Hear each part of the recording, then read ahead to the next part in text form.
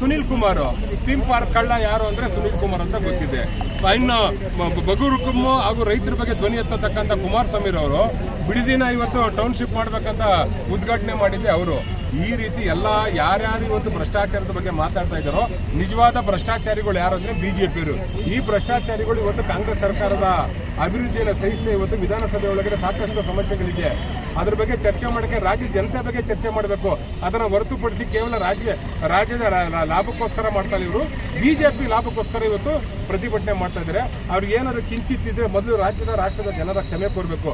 ಅಲ್ರಿ ದೇವರ ಹೆಸರಿನಲ್ಲಿ ಅಧಿಕಾರಕ್ಕೆ ಬಂದರು, ರಾಮನ ಹೆಸರಿನಲ್ಲಿ ಅಧಿಕಾರಕ್ಕೆ ಬಂದರು. ರಾಮನ ಉಂಡಿ ಕದ್ದವ್ರು ಯಾರು ಅಂದ್ರೆ ಇಡೀ ದೇಶಕ್ಕೆ ಗೊತ್ತು, ನರೇಂದ್ರ ಮೋದಿ ತಂಡದವರು ಅಂತ. ಇವತ್ತು ರಾಮನ ಉಂಡಿ ಕದ್ದಿರ್ತಕ್ಕಂಥವ್ರು ಬಂದು ಇವತ್ತು ಭ್ರಷ್ಟಾಚಾರದ ಬಗ್ಗೆ ಮಾತಾಡ್ತಾ ಇದ್ದಾರೆ. ಆದ್ರಿಂದ ಇವತ್ತು ನಾವು ಈ ರಾಷ್ಟ್ರದ ಜನತೆಗೆ ತಿಳಿಸ್ತಾ ಇದ್ದೀವಿ, ಬಿಜೆಪಿಯವರು ಏನೇನು ಅವರು ಅವಧಿ ಒಳಗಡೆ ಮಾಡಿರ್ತಕ್ಕಂಥ ಭ್ರಷ್ಟಾಚಾರ ಇದೆಯಲ್ಲ, ಆ ಭ್ರಷ್ಟಾಚಾರನ ಇವತ್ತು ನಾವು ಈ ಒಂದು ವಿಡಿಯೋ ಚಿತ್ರಣದ ಮೂಲಕ ಇವತ್ತು ನಾವು ರವಾನೆ ಮಾಡ್ತಾ ಇದ್ದೀವಿ. ಮೊದಲು ನೈತಿಕ ಹೊಣೆ ಹೊತ್ತಿ ಇವತ್ತು ನಮ್ಮ ವಿಜೇಂದ್ರ ರಾಜೀನಾಮೆ ಕೊಡಬೇಕು. ಬಿಜೆಪಿ ಪಕ್ಷದ ಅಧ್ಯಕ್ಷ ಅಂದ್ರೆ ಮೌಲ್ಯಯುತವಾದಂಥ ಹೋರಾಟ ಮಾಡಬೇಕು, ಸಂಸದೀಯ ವ್ಯವಸ್ಥೆಯಲ್ಲಿ ಮಾಡಬೇಕು. ಒಂದು ವಿಧಾನಸಭೆ ಅಧಿವೇಶನ ನಡೀತಾ ಇರತಕ್ಕಂಥದ್ದಲ್ಲಿ ಪ್ರಚಾರಕ್ಕೋಸ್ಕರ ನೀವು ಹೋರಾಟ ಮಾಡ್ತಾ ಇದ್ದೀರಿ ಹೊರತು ನೀವು ರಾಜ್ಯದ ಏಳಿಗೆಗೋಸ್ಕರ ನೀವು ಹೋರಾಟ ಮಾಡ್ತಿಲ್ಲ. ಆದ್ದರಿಂದ ಕೂಡಲೇ ಇವರು ರಾಜ್ಯದ ಜನರ ಕ್ಷಮೆ ಕೋರಬೇಕು. ಭ್ರಷ್ಟಾಚಾರಿಗಳು ಯಾರ್ಯಾರಿದ್ದಾರೆ ಅನ್ನತಕ್ಕಂಥದ್ದನ್ನ ಇನ್ನು ಸ್ವಲ್ಪ ದಿನದಲ್ಲಿ ನಾವು ಪಟ್ಟಿ ಮಾಡಿ ಬಿಡ್ತಿದ್ದೀವಿ. ಬಿಜೆಪಿ ಯಾರು ಧ್ವನಿ ಎತ್ತಿದ್ದ ಮೊದಲು ಅವರೇ ಭ್ರಷ್ಟಾಚಾರಿ. 1 ಕೋಟಿ ದಲಿತರು